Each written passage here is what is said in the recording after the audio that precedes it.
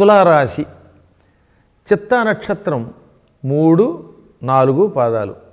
ఏమేంటి? చిత్ర లేక చిత్త. చిత్ర అన్న చిత్త అన్నదే. చిత్ర కాబట్టి చైత్రమాసం అయింది. 3, 4 పాదాలు. స్వాతి 1, 2, 3, 4. విశాఖ 1, 2, 3 పాదాలు ఈ తులారాశిలో ఉంటాయి. క్రోధినామ సంవత్సరంలో ఈ రాశి వారికి ఆదాయం 2, వ్యయం 8, రాజపూజ్యం 1, అవమానం 5. ఈ రాశి వారికి గురుగ్రహ ప్రభావం ఉన్నది. దీనివల్ల ఎక్కువగా అనుకున్న పనులు అవుతాయి. అప్పుడప్పుడు మాత్రమే కొన్ని పనుల్లో ఆటంకాలు వస్తాయి. అది సహజం. వీలున్నంత వరకు ఈ సంవత్సరం ఈ రాశివారు గురు జపం చేసుకుంటే మంచిది. కిందటి సంవత్సరం లేక అంత పూర్వం మీరు ఏమైనా అప్పులు చేస్తే ఆ అప్పులు తీర్చమని మీ నెత్తి మీద పడేవాళ్ళు ఎక్కువైపోతారు. ఈ సంవత్సరం రుణబాధలు అంతా ఇంత కాదనమాట. పాత వాళ్ళంతా ఇంటి చుట్టూ తిరుగుతూ ఉంటారు, గొడవ చేసేస్తూ ఉంటారు. ఆ సమయంలో కుజుడికి సంబంధించిన జపాలు చేసుకోండి, లేదా కుజగ్రహానికి సంబంధించిన స్తోత్రాలు చేసుకోండి. ఏమీ తెలియపోయినా కనీసం ధరణీ గర్భ సంభూతం విద్యుత్కాంతి సమప్రభం కుమారం శక్తిహస్తం తం మంగళం ప్రణమామ్యహం అనే శ్లోకం చదువుకోండి. చేనేత వృత్తి వాళ్ళకి సామాన్య ఫలితాలు ఉన్నాయి. విద్యార్థులకి చదువుల్లో అభివృద్ధి కలుగుతుంది, వాళ్ళు పైకి వస్తారు, విజయం పొందుతారు. డబ్బు మాత్రం బాగా ఖర్చు అవుతుంది. ఈ రాశి వాళ్ళకి విదేశాలకు వెళ్ళే అవకాశం కూడా ఉందండి. సందేహం లేకుండా వెడతారు, దానికి తగిన ఆదాయం కూడా వస్తుంది. రావలసినటువంటి సొమ్ములు చేతికి అందవు.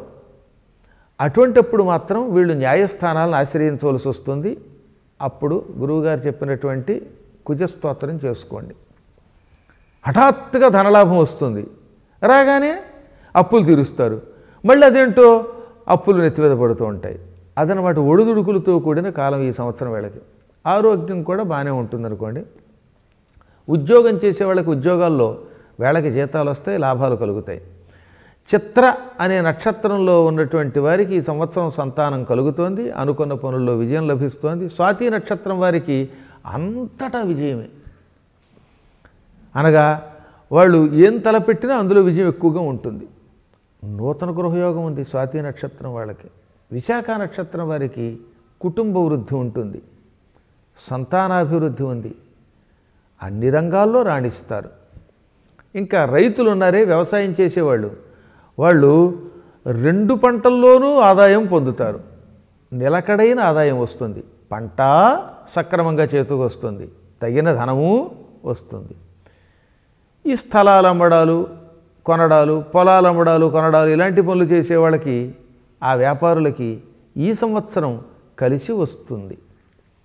అన్ని రకాలైన వ్యాపారాలు చేసేటటువంటి వాళ్ళకి, అంటే ఆ వ్యాపారం చేసేటటువంటి వర్తకులకి ఈ సంవత్సరం కలిసి వస్తుంది.